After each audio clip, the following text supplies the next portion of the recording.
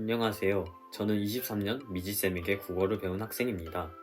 저는 모의고사에서 항상 이상 등급을 받았었고 24학년도 수능에서 처음으로 1등급을 받게 되었습니다. 수능에서 1등급을 받기 전 저는 민지쌤에게 수학 상담을 했었고 민지쌤이 알려준 방법으로 공부를 했었습니다. 지금부터 자세한 내용을 다뤄보도록 하겠습니다.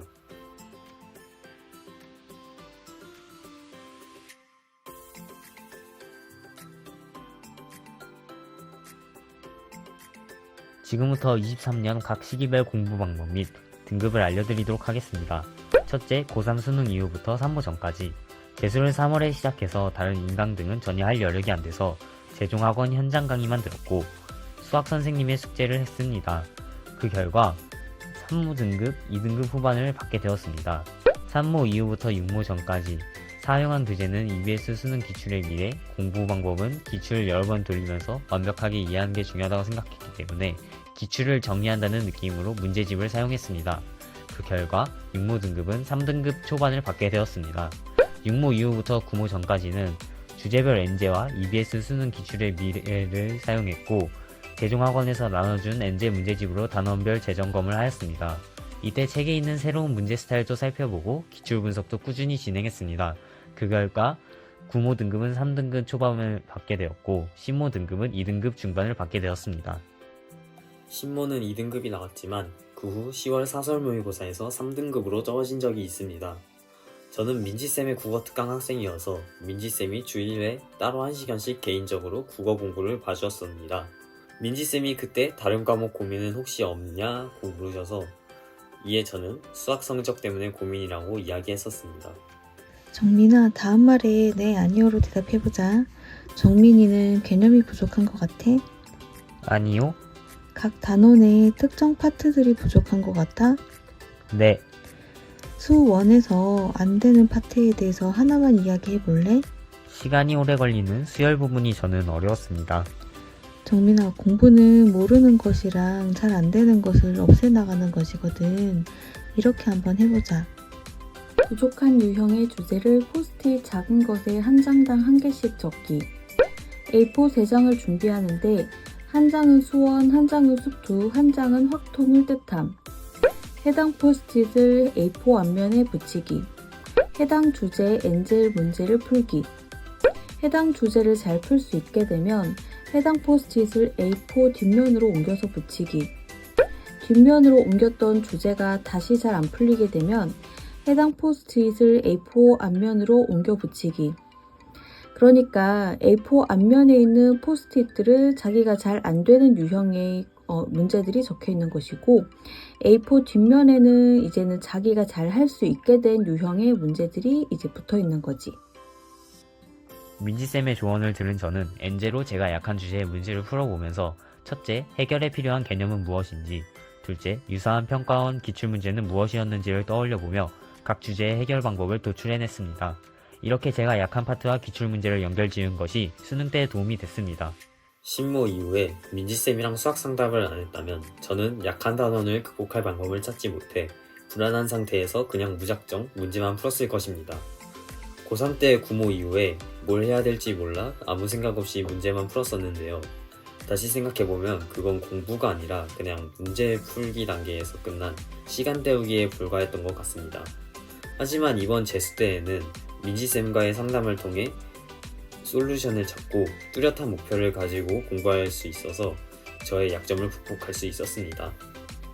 재종학원 수학 선생님은 평가원 기출로 마무리를 하라고 하셨습니다.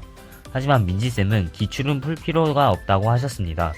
이미 저는 평가원 기출 분석은 다 끝냈고 풀었던 문제를 반복해서 푸는 것은 진짜 실력이 늘어서 맞추는 것이 아닌 기억에 의존해서 맞추는 것이라 하셨습니다.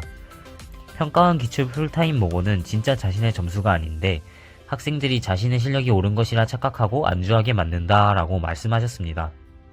사설 모의고사를 권하셨습니다. 민지쌤은 퀄리티 높은 사설 모의고사로 풀타임 실전 연습을 하라고 하셨습니다. 해당 사설 모의고사에 평가스럽지 않은 문항이 있을지라도 한 번도 안 풀어봤던 문제니까 시간 연습에 도움이 된다고 하셨습니다.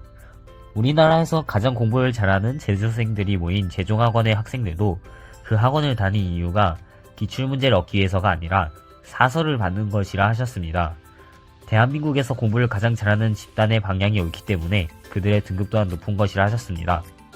저는 민지쌤의 조언이 더 타당하다고 판단 내려서 실전 모의고사를 구입하러 서점에 갔었습니다.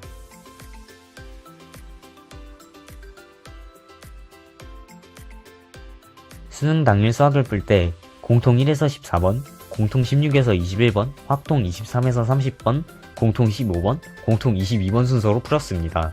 문제를 대충 보고 나서 시간이 오래 걸릴 것 같은 문제는 뒤로 미뤘더니 수열 문제인 15번과 해결 방법이 바로 떠오르지 않는 22번을 나중에 풀게 되었습니다. 문제 푸는데 걸린 시간은 공통은 75분, 확통은 20분 정도 걸렸습니다. 결과적으로 공통에서 22번 한 개를 틀리고 확통은 다 맞았습니다. 24학년도 수능은 1교시의 국어가 굉장히 어려워서 1교시 내내 떨면서 시험을 봤었습니다.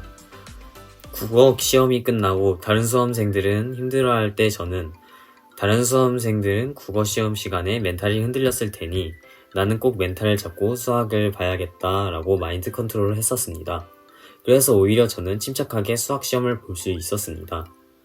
수학 문제를 푸는 동안에는 문제 이외에는 아무런 잡생각도 나지 않았습니다. 저의 수능 수학 1등급 비결을 요약해 보겠습니다. 첫째, 저는 수능장에서 멘탈을 잘 잡았습니다. 국어 시간에 많은 수험생이 멘탈이 흔들렸을 때 전 반대로 멘탈을 더 세게 붙잡았습니다.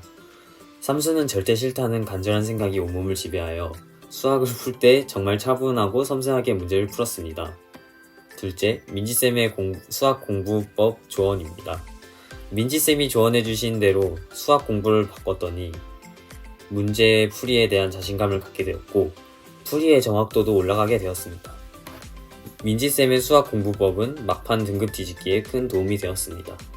민지쌤은 타 과목 상담을 할 때 첫째, 학생의 상황을 잘 들어주십니다.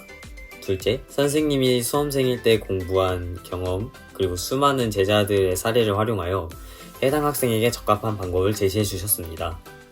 민지쌤의 미래 제자분들도 국어 이외의 과목에 대해 고민이 많으면 민지쌤과 꼭 상담하시길 바랍니다.